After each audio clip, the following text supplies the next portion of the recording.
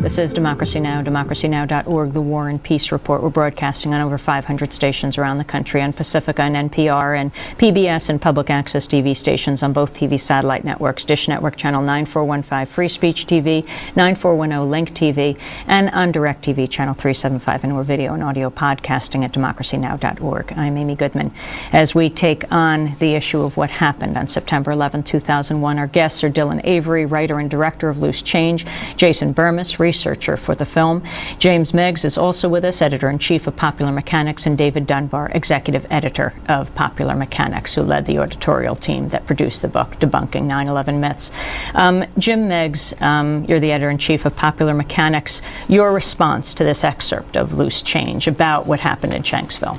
You know, that clip is really interesting because it shows how slickly made this film is, how compelling it is at asking a series of sort of hanging questions and putting some spooky music behind it and making it sound as if someone's covering up these facts, but a brave researcher can dig down and put all the pieces together. In fact, there's answers to all those questions. If you look at the sources that were used throughout that clip, they're all things that came up in the first day or two after the attacks. In some cases, somebody's standing across a field and saying, I don't see a plane. Well, when a plane strikes the ground at or 500 miles an hour flying almost straight down, there typically isn't much visible above ground.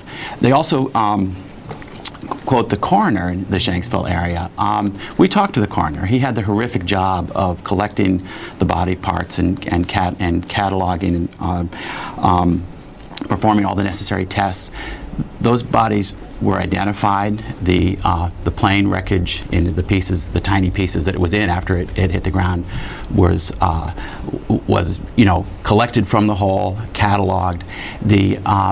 And the black box was recovered, and we know what went on because of the records of the voice cockpit recorder, and in this case, quite a few phone calls from the aircraft itself to various people on the ground. So we know a lot of what happened in Flight 93.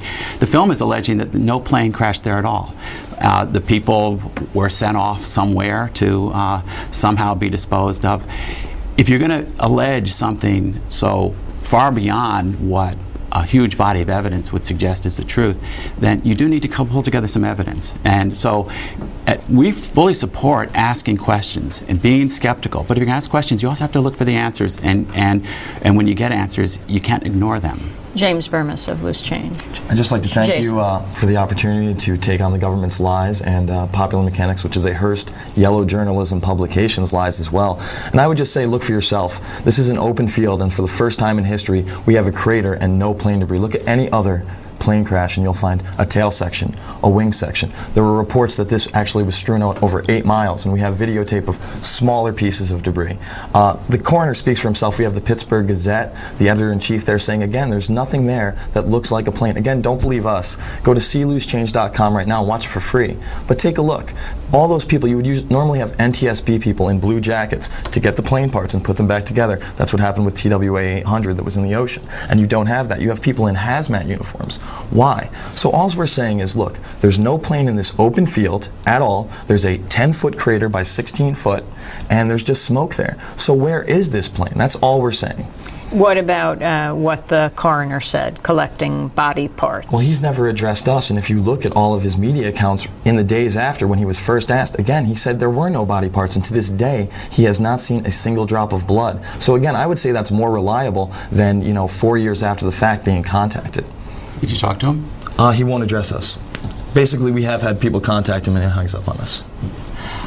I find, typically when we investigate these things, it's very easy to find public records, to find the reports from all the various agencies that have investigated these accidents. The transcripts of the voice cockpit recorder have been released. In many cases, again, the sources, Jason, those are all newspaper articles that are written the day of, day after, a couple of days after. No, one of them was a year after the fact. Oh, perhaps. You know what it was was. like on those days, and you know how chaotic it was. You know how much misinformation typically comes out in the early hours of a major news event. Over time, with further research and good reporting, you can sift through those things and you can make progress in getting to the truth. Typically, what we see on conspiracy websites is citations that go back to the earliest moments when the least information was available, and virtually no reference to the voluminous research which is done to follow up. Dylan, what about the issue of cell phones? The issue of cell phones is that for a majority of Flight 93's flight, it was flying over cruising altitude, and a number of these, now, a majority of the phone calls were coming from air phones, but the cell phone calls were coming from cruising altitude. Now, it is pretty much impossible in 2001 to sustain an extended conversation over a cell phone at cruising altitude from a commercial airliner. But I mean, that's not our strongest evidence. I mean, that's just one of the many things about that day that don't add up to us. And we haven't gotten to hear the cockpit voice recorder. We haven't gotten to hear any of these alleged phone calls. I mean, the government is cherry-picking the evidence that it releases to the government, and I feel that if our government was truly attacked by surprise and we had absolutely no inclination in the attacks, they would not be so reticent to release the 84 videos from the Pentagon, the cockpit voice recorder of Flight 93. The list of things that the government is holding from us goes on. David Dunbar. With regard to the cell phones, we did what any reporter would do. We talked to experts in the field, and in fact cell phones do work at that altitude, up to 35,000 feet and higher. And in 2001? In 2001, and it might be instructive for you to talk to some of the cell phone experts.